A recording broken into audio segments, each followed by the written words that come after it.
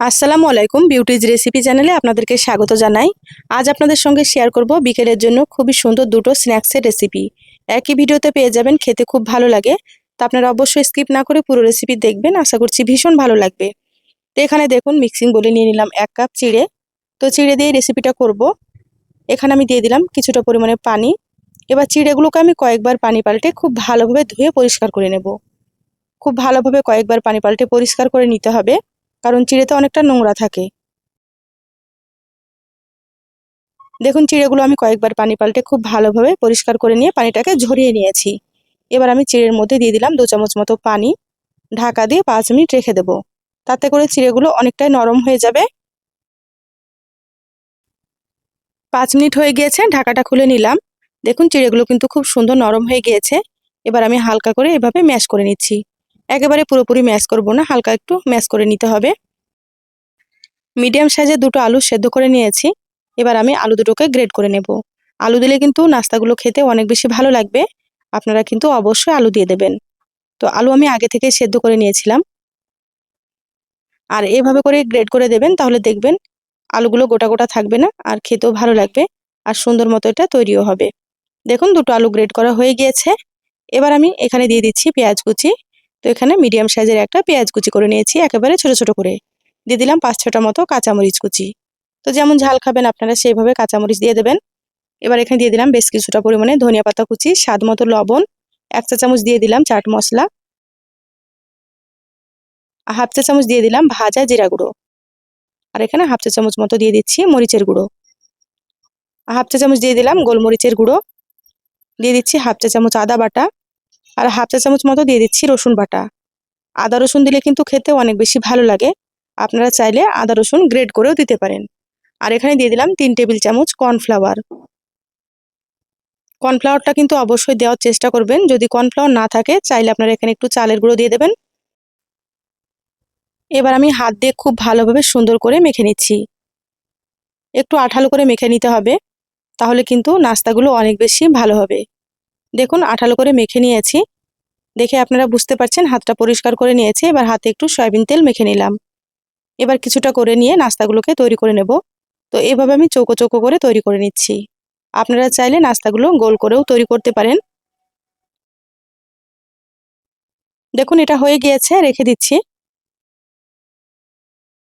তো আবারও আপনাদেরকে একটা তৈরি করে দেখাচ্ছি। এইভাবে আপনারা হাতে একটু তেল মেখে তৈরি করবেন, নাহলে কিন্তু হাতে লেগে যাবে। আর হাতে একটু সয়াবিন তেল মাখলে সুন্দর মতো এটা তৈরি করা হবে।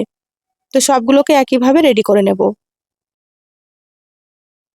দেখুন, সবগুলো একইভাবে রেডি করে নিয়েছি, আর কতটা সুন্দর হয়েছে আপনারা হয়তো বুঝতেই পারছেন।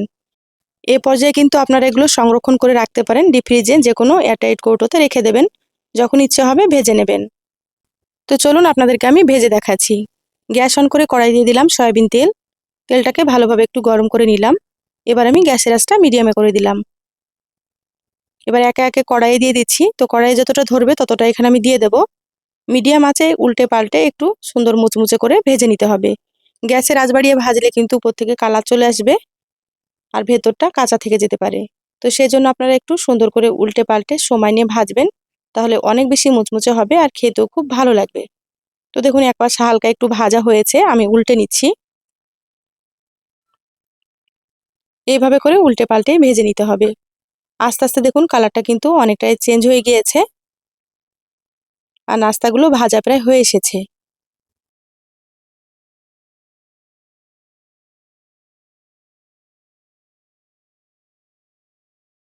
এবার আমি তেল ঝরিয়ে প্লেটে তুলে নিচ্ছি। দেখুন কতটা সুন্দর হয়েছে। বাকি যেগুলো আছে একইভাবে ভেজে নেব। আমার চ্যানেলে আরও অনেক সহজ রেসিপি আছে, চাইলে আপনারা দেখে নিতে পারেন। আমি সবসময় ঘরে থাকা উপকরণ দিয়ে রেসিপিগুলো দেখানোর চেষ্টা করি। খেতে খুব ভালো লাগে। আপনারা একবার তৈরি করে খেয়ে কমেন্ট করে জানাবেন আপনাদেরকে কেমন লেগেছে। দেখুন, এগুলোও কিন্তু সুন্দর কালার চলে এসেছে, আর ভাজাও হয়ে গিয়েছে। এবার তেল ঝরিয়ে টিস্যু পেপারের উপরে রেখে দেবো, তাহলে এক্সট্রা তেলটা কিন্তু সোক করে নেবে। সবগুলো প্লেটে তুলে নিয়েছি। মাশাআল্লাহ, দেখতে কতটা লোভনীয় হয়েছে আপনারা হয়তো দেখেই বুঝতে পারছেন। খেতেও খুব ভালো লাগে, আর বানানো তো খুবই সহজ। আপনারা অবশ্যই কিন্তু একবার এইভাবে তৈরি করবেন। এগুলো এমনিতেও খেতে ভালো লাগে, চাইলে আপনারা টমেটো সসের সঙ্গেও খেতে পারেন। এই রেসিপি থাকলে কিন্তু বিকেলে চায়ের সঙ্গে জমে যাবে। তো একবার অবশ্যই তৈরি করে খেয়ে কমেন্ট করে জানাবেন কেমন লেগেছে। তো চলুন আবার একটা রেসিপি আপনাদের সঙ্গে শেয়ার করি। এখানে দেখুন গ্যাস অন করে একটা কড়াই দিয়ে দিলাম। কড়াই দিয়ে দিচ্ছি 1 কাপ পরিমাণে পানি। স্বাদের জন্য দিয়ে দিলাম এখানে হাফ চা চামচ লবণ, হাফ চা চামচ দিয়ে দিলাম চিলি ফ্লেক্স, হাফ চা চামচ গোটা জিরা, দিয়ে দিচ্ছি হাফ চা চামচ চাট মশলা। চাট মশলা দিলে কিন্তু অনেক বেশি চটপটা হবে আর খেতেও খুব ভালো লাগবে। আপনাদের কাছে চাট মশলা না থাকলে আপনারা এখানে একটু ম্যাগি মশলা দিয়ে দেবেন। দিয়ে দিলাম বেশ কিছুটা পরিমাণে ধনিয়া পাতা কুচি, 4টে দিয়ে দিলাম কাঁচামরিচ কুচি। তো যেমন ঝাল খাবেন সেইভাবে করে এখানে কাঁচামরিচ আপনারা দিয়ে দেবেন। সবকিছু খুব ভালোভাবে নেড়েচেড়ে মিশিয়ে নিচ্ছি। এবার দিয়ে দিলাম এখানে গ্রেট করা আলু। তো এখানে আমি একটা বড় সাইজের আলু গ্রেট করে নিয়েছি। একেবারে সরু সরু করে গ্রেট করে নিতে হবে, দেখে আপনারা বুঝতে পারছেন। এবার ঢাকা দিয়ে 5 মিনিট লো আঁচে রান্না করে নেব, তারপরে ফিরে আসছি। দেখুন 5 মিনিট হয়ে গিয়েছে, ঢাকা খুলে নিলাম। এবার দিয়ে দিলাম এখানে 1 চামচ মতো সয়াবিন তেল। খুব ভালোভাবে নেড়েচেড়ে মিশিয়ে নিচ্ছি। দেখুন ভালোভাবে মিশিয়ে নিয়েছি। এবার এখানে দিয়ে দিচ্ছি সামান্য একটু হলুদ গুঁড়ো। তো এখানে আমি কালারের জন্য সামান্য একটু হলুদ গুঁড়ো দিয়ে দিলাম। আপনারা চাইলে হলুদ গুঁড়োটা স্কিপ করতে পারেন। এবার দিয়ে দিচ্ছি এখানে 1 কাপ ময়দা। তো ময়দা দিয়ে আমি নাস্তাটা তৈরি করব, খেতে খুব ভালো লাগবে। তো আপনারা অবশ্যই কিন্তু স্কিপ করবেন না, পুরোটা দেখে নেবেন। এবার গ্যাসের আঁচ লোতে রেখে আলুর সঙ্গে ময়দা খুব ভালোভাবে নেড়েচেড়ে মিশিয়ে নিচ্ছি। ময়দা দিয়ে যে এত সুন্দর নাস্তা তৈরি হয়, একবার তৈরি করে না খেলে কিন্তু বিশ্বাসই হবে না। এখানে আপনারা চাইলে কিন্তু আটা দিয়েও তৈরি করতে পারেন। তো এখানে আমি ময়দা দিয়ে তৈরি করছি। খুব ভালোভাবে নেড়েচেড়ে মিশিয়ে নিলাম। এরকম যখন ডোয়ের মতো হবে তখন গ্যাস বন্ধ করে ঢাকা দিয়ে রেখে দিতে হবে। তো দেখুন 5 থেকে 6 মিনিট মতো আমি ঢাকা দিয়ে রেখেছিলাম। গরম আছে, হালকা গরম থাকতে এভাবে মেখে নিচ্ছি। আপনারা হালকা গরম থাকতে এভাবে সুন্দর করে একটু মেখে নেবেন। দেখুন ভালোভাবে মাখা হয়ে গিয়েছে। এবার গোল করে এভাবে করে চ্যাপটা করে নিলাম। এবার বেলনি দিয়ে বেলে নিচ্ছি। হালকা একটু মোটা রেখে বেলে নিতে হবে, খুব বেশি পাতলা করা যাবে না।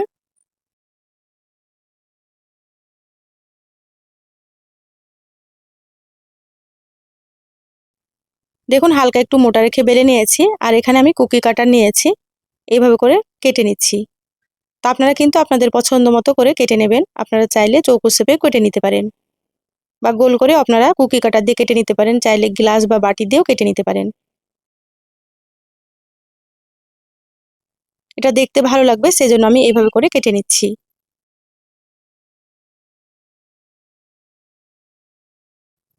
যারা ভিডিওটি ইউটিউব চ্যানেল থেকে নতুন দেখছেন, প্লিজ চ্যানেলটা সাবস্ক্রাইব করে সাথে থাকবেন। আর যারা ফেসবুক পেজ থেকে ভিডিওটি দেখছেন, একটা লাইক দিয়ে পেজটা ফলো করে রাখবেন।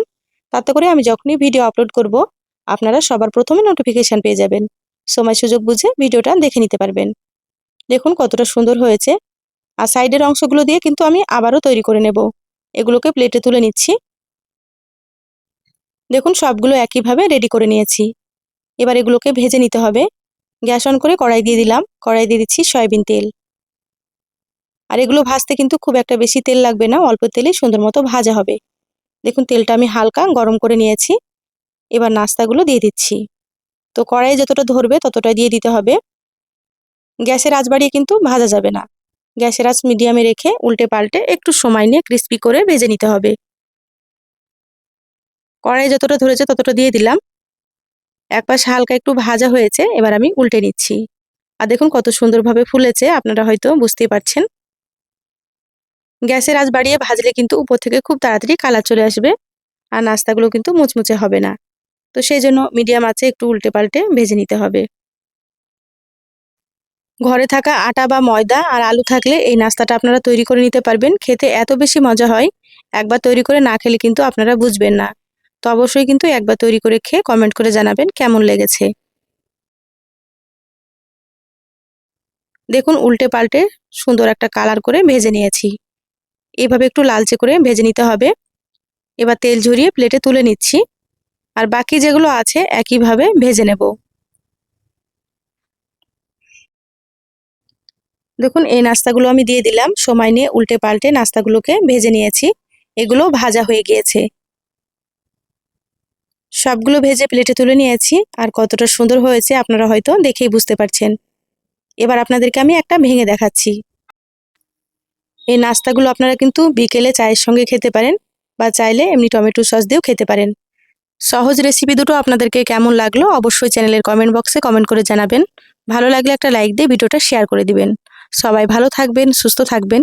ফিরে আসবো আবারও কোনো নতুন রেসিপি নিয়ে। ধন্যবাদ সবাইকে। আল্লাহ হাফেজ।